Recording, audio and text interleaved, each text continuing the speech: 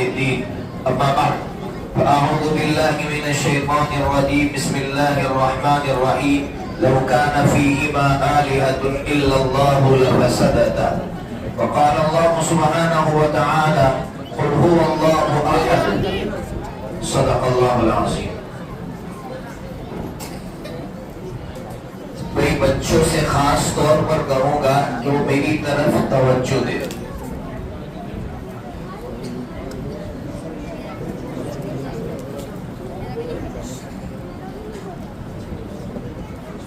دیکھیے اس وقت اسکولوں کے راستے سے جو فتنہ پھیل رہا ہے وہ کون سا فتنہ ہے؟ سب سے بڑا فتنہ یہ ہے کہ اللہ ہی کا انکار کروایا جا رہا ہے کہ اس کائنات کو چلانے والا کوئی ہے ہی نہیں، جس کو ہم اردو میں ملحد کہتے ہیں، دہریہ کہتے ہیں اور انگلش میں ایتھیسٹ کہتے ہیں. کہ ان کا یہ کہنا ہے کہ اس کائنات کو چلانے والا کوئی نہیں ہے. تو بچوں میں آپ سے پوچھتا ہوں اور یہ جو ہمارے بڑے بھائی ہیں ان سے بھی پوچھوں گا کہ بتاؤ اس کائنات کو چلانے والی کوئی ذات ہے یا نہیں ہے؟ بولو نا بھائی، ہے نا؟ اب یہ پہلا سوال. دوسرا سوال، اس کائنات کو چلانے والی ذات ایک ہے یا کئی ہے؟ الحمدللہ. اتنا ہمارے بچوں کو معلوم ہونا چاہیے کہ اس کائنات کو چلانے والی ذات ہے اور وہ اکیلی ذات ہے، اس کے ساتھ کوئی شریک نہیں ہے. یہ ہر بچے کو معلوم ہونا چاہیے اور دلیل کے ساتھ سکھاؤ. ہر بچے کو دلیل کے ساتھ سکھاؤ. اتنا سکھانا کافی نہیں ہے کہ اس کائنات کو چلانے والی ذات ہے اور وہ اکیلی، اتنا کافی نہیں ہے. ہر بچے کو سکھاؤ دلیل کے ساتھ. کیسے سکھائیں گے؟ میں ایک مثال دیتا ہوں، بہت آسان سی مثال جو آپ نے بھی سنی کہ ایک بڑھیا چرخہ چلا رہی تھی. کسی نے آ کر یہ کہا کہ اماں کیا یہ کائنات کسی کے چلانے سے چلتی ہے یا یوں ہی چلتی ہے؟ تو اس بڑھیا نے یہ کہا کہ جب یہ میرا چھوٹا سا چرخہ میرے چلائے بغیر نہیں چل سکتا ہے تو اتنی بڑی کائنات کسی کے چلائے بغیر کیسے چل سکتی ہے؟ بھائی مثال سمجھ میں آ رہی ہے نا بھائی؟ کہ جب ایک چھوٹا سا چرخہ ہے وہ کسی کے چلائے بغیر نہیں چل سکتا ہے تو اتنی بڑی کائنات کسی کے چلائے بغیر کیسے چل سکتی ہے؟ نمبر ایک. نمبر دو، اس شخص نے دوسرا سوال یہ کیا کہ اماں اس کائنات کو چلانے والی ذات ایک ہے، اس پر کیا دلیل؟ اس اماں نے کہا سامنے آ کر بیٹھ جاؤ، تم وہاں سے چرخہ چلاؤ، میں یہاں سے چرخہ چلاؤ. کیا چرخہ چلے گا؟ بولو بھائی، نہیں چلے گا نا. تو ایک کائنات، اتنا بڑا نظام اگر دو جمع ہو جائے تو کبھی نہیں چل سکتا ہے. تو یہ ہمارے بچوں کو اس وقت سکھانا ضروری ہے کہ اس کائنات کو چلانے والی ذات ہے اور وہ اکیلی ہے. یہ پہلی چیز ہمارے بچوں کو سکھانی ہے. دوسری چیز جو ہمارے بچوں کو اس وقت سکھانی ہے وہ یہ سکھانی ہے، یہودیت کی تاریخ پڑھ رہا تھا میں. یہودی لوگ اپنے بچوں کو سلانے سے پہلے ہمیشہ جینیس مین آپ جانتے ہیں، جینیس مین کہتے ہیں انقلابی شخصیتوں کو. ایسی شخصیت جس کا ثانی نہ ہو، جس کے جیسا کوئی نہ ہو، ایسی شخصیتوں کے قصے سلانے سے پہلے یہودی لوگ اپنے بچوں کو سناتے ہیں. کیوں؟ تاکہ ان کے بچے طاقتور بنے، ان کے بچوں کے اندر حوصلہ پیدا ہو. اس وقت ہر مسلمان ماں باپ کی ذمہ داری ہے کہ وہ سلانے سے پہلے اپنے بچوں کے سامنے نبیوں کے قصے رکھے، نبیوں کے قصے سنائیں. ماں باپ کی ذمہ داری ہے. ماں باپ یہاں بیٹھے ہیں، بچے یہاں بیٹھے، اپنے ماں باپ سے کہے جا کر کہ امی سلانے سے پہلے کسی ایک نبی کا قصہ سناؤ، کسی ایک صحابی کا قصہ سناؤ، کسی ایک اللہ کے ولی کا قصہ سناؤ. جب تک ہمارے بچے کسی نبی کا یا کسی ولی کا، کسی صحابی کا قصہ نہ سنے مت سناؤ. ورنہ میں قسم کھا کر کہتا ہوں کہ ہمارے بچے آنے والے وقت میں بزدل پیدا ہوں گے اور ایسے بزدل پیدا مایوس رہیں گے. اس لیے ان کو مایوسی سے نکالنے کے لیے اور ان کی بہترین تربیت کے لیے اس وقت ضروری ہے کہ ان کا کوئی آئیڈیل ہو. بھائی ہم چھوٹے تھے, ہمارے اندر یہ جذبہ کیسے پیدا ہوا کہ ہم اتنا بڑے عالم بنیں گے؟ اس لیے کہ ہمارے ماں باپ ہم کو ہر وقت بتاتے تھے کہ وہ عالم اتنے بڑے ہیں, ان کے اندر یہ خوبیاں ہیں. ہم اپنے بچوں کو سنائیں گے تو ہمارا بچہ کہے گا کہ مجھے ابوالکلام آزاد کی طرح بننا ہے. میں نے مولانا ابوالکلام آزاد رحمۃ اللہ علیہ کا بھی واقعہ ہر جگہ سنایا کہ مولانا ابوالکلام آزاد رحمۃ اللہ علیہ, بہت مختصر بات کروں گا, توجہ سے سنیے. مولانا ابوالکلام آزاد رحمۃ اللہ علیہ احمد نگر کی جیل میں تھے 1942 میں, 1942 کے اندر. اور حضرت پر جو مقدمہ تھا وہ کون سا تھا؟ نوجوانوں کو معلوم ہونا چاہیے, بھارت چھوڑو آندولن. اس آندولن میں آپ نے بڑا رول ادا کیا تھا, تو انگریزوں نے ایسی جو بڑی بڑی شخصیتیں تھیں ان کو جیل میں ڈال دیا تھا. مولانا جیل میں تھے.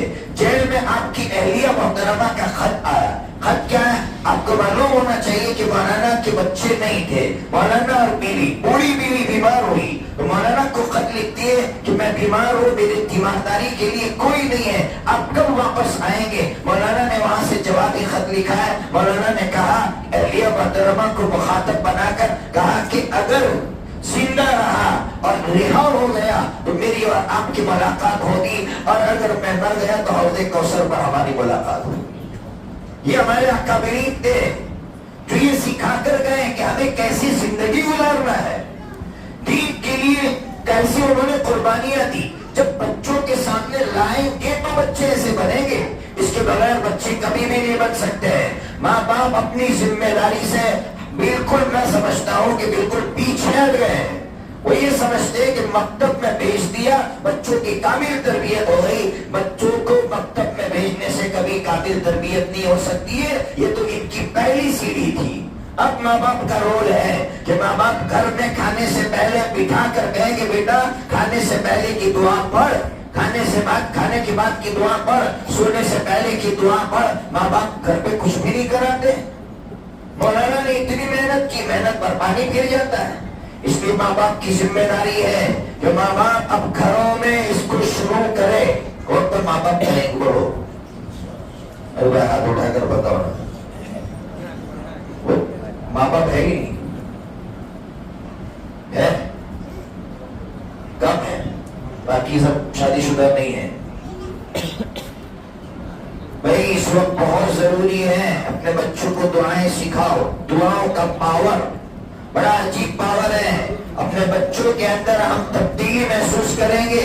اذان ہوگی, میرا بچہ خود کہے گا ابا دیکھو اس نے اذان کے بعد کی دعا نہیں پڑھی. بچہ کہے گا کہ ابا یہ بہن نے آپا نے اذان کے بعد کی دعا نہیں پڑھی, ابا آج اس نے کھانے کے بعد کی دعا نہیں پڑھی. آپ کا بچہ کہے گا ابا دروازہ بند کیا, بسم اللہ پڑھے بغیر بند کر دیا. آپ کے بچے کی ایسی تربیت ہونی چاہیے تو پھر آپ یہ کہہ سکتے ہیں کہ میرے بچے کی میں تربیت کر رہا ہوں. سب کچھ چھوڑ دیا مکاتب پر, سب کچھ چھوڑ دیا مولانا پر. مولانا سب کچھ کریں گے. مولانا کی محنت تو آپ کے سامنے آئی کہ ایک ایک بچہ دعا پڑھ رہا تھا. اب ماں باپ کا کیا رول ہونا چاہیے؟ تو ماں باپ آج سے یہ کام کریں گے نا بھائی. کتنے کام بتا؟